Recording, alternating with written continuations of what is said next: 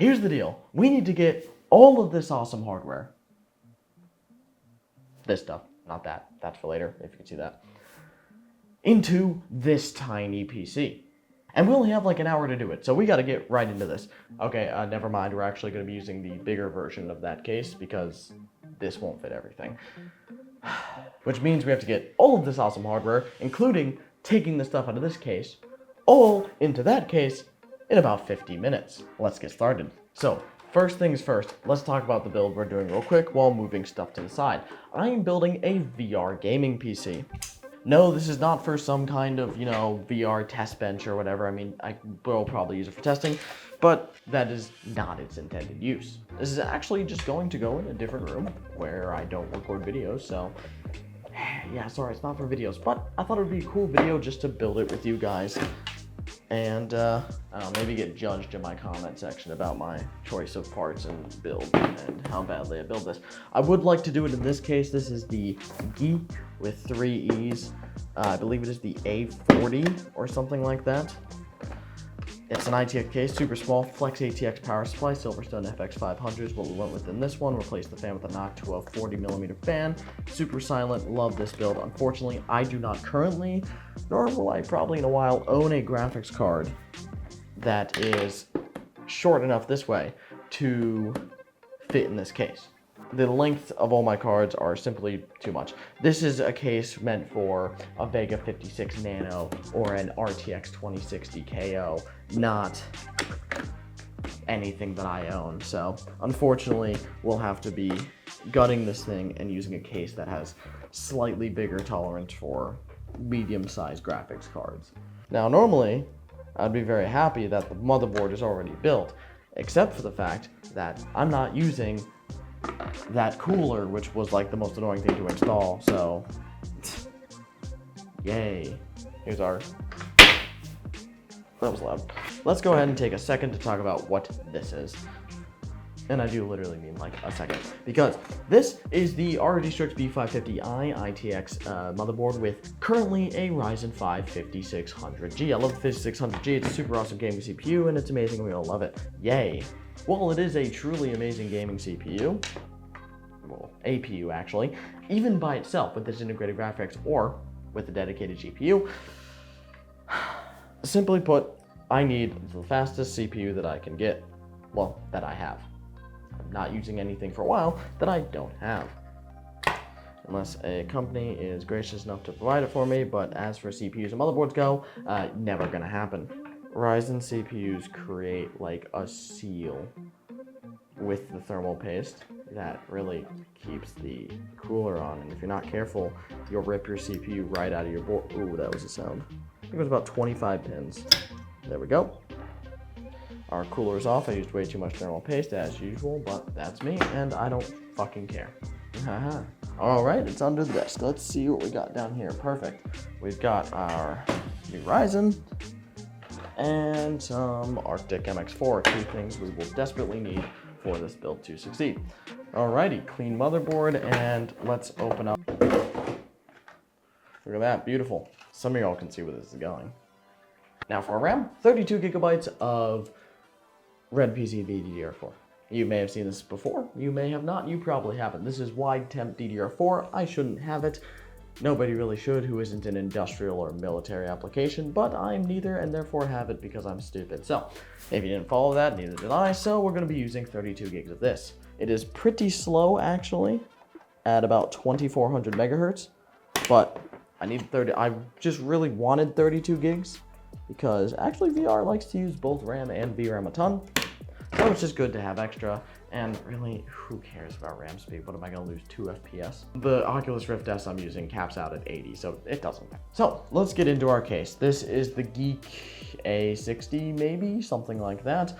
It is a super small form factor case, a little bit bigger than our other one, but it has support for a lot of awesome hardware. SFX PSU, which is actually where, I didn't mean to leave this up here, but it's been in the whole video, so this comes in. This is the Silverstone SX650. Thank you so much, Silverstone, for sending this over, as well as a bunch of freaking awesome stuff. Silverstone has been probably one of the most instrumental companies in my ability to continue making awesome builds like this, so thank you, Silverstone. So, this is their SX650. It is a 500 watt, 80 plus gold SFX PSU. Should run in a build like this absolutely silently because we're not actually running super insane hardware. The 5600X is a power hungry and powerful CPU, but realistically speaking, it's not going to draw too much power. And our graphics card is only a 1660 Super. We'll get into why in a little bit, but realistically speaking, this should be an overkill PSU, but Silverstone was happy to send one over, so I'm happy to use it in a build. And opening this thing up, so you can get the full unboxing. There we have it. I love unboxing these. They're so cool. I love new stuff. Love that new power supply smell.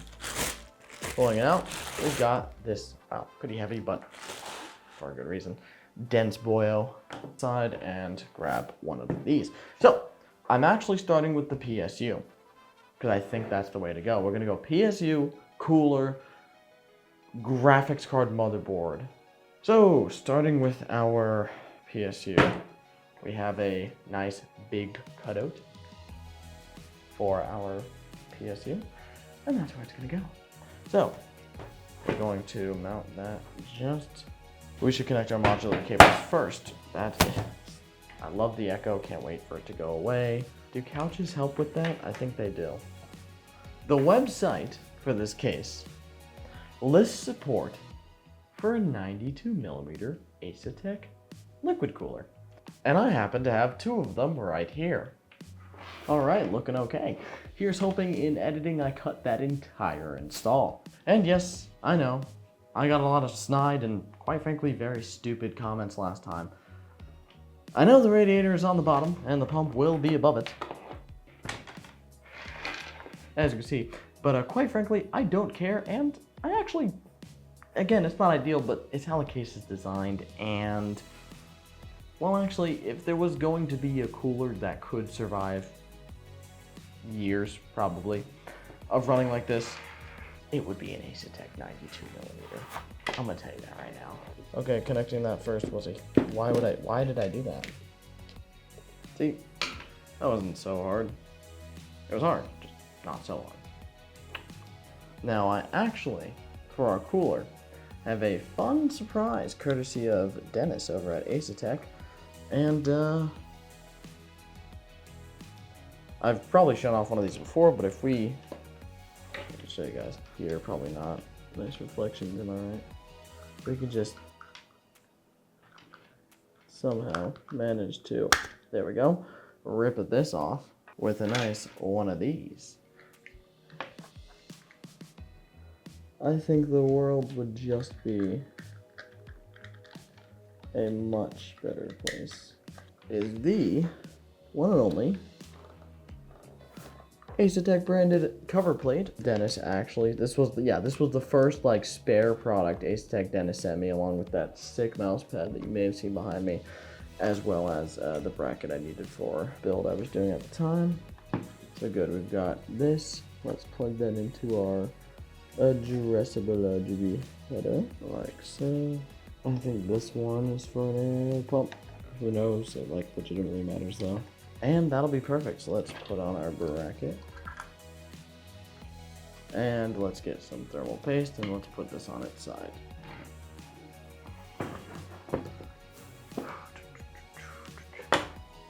Arctic MX4.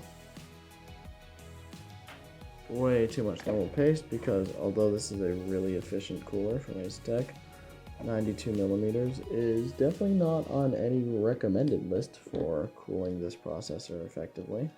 Alright, I don't know when that cut off, but I had run out of time, so I'm back to finish this up now, and, well, I did finish hooking up at least our CPU and motherboard and all that, so unfortunately my cable management is pretty bad, but I can say at least that you really don't have much room to work with, and the way it's laid out is that there actually is supposed to be a bracket here that covers basically like this whole part. Anywho, let's go ahead and finish this build. So last thing we do is we run power for our PCIe back here. We run an 8-pin, And we're going to hook that up to, yes, our 1660 Super, which I hope didn't fry. There was burning coming from a little bit ago, but that's the point. I love Silverstone's flat cables, but sometimes, like especially for rotating stuff, they just don't fit. That's fine. From there, and in our riser, which hopefully will survive the brunt force of just being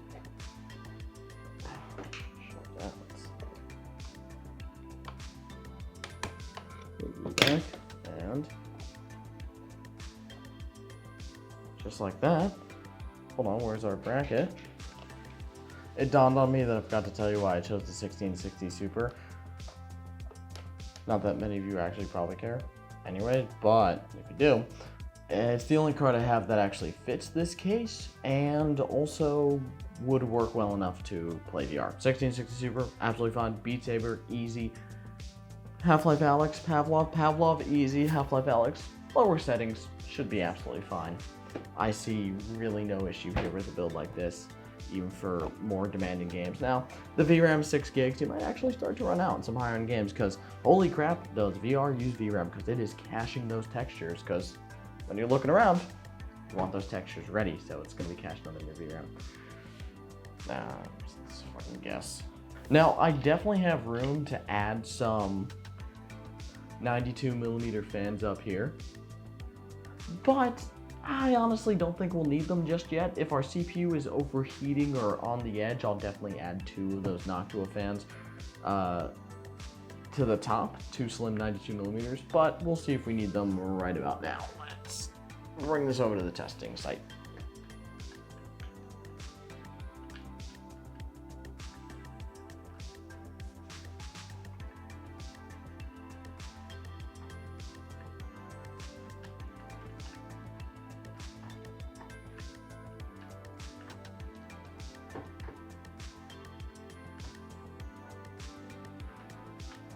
Yep, 62 degrees on our CPU, 62 degrees on our GPU. Surprisingly even as I'm going through hitting all these headshots with a handgun. My rifle ran out of ammo 20 minutes ago.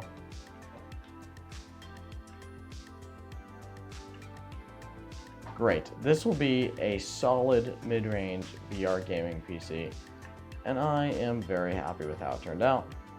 Let me know what you guys think in the comments.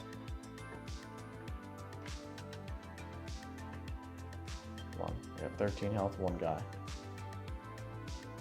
Oh, solid headshot. You guys probably didn't see that very solid. Yep, this thing works as intended. I'm very happy. Okay, well, I give up, but tuning the fan speed should help the heat of our system. And that's the point. I hope you guys kind of enjoyed this little VR PC build.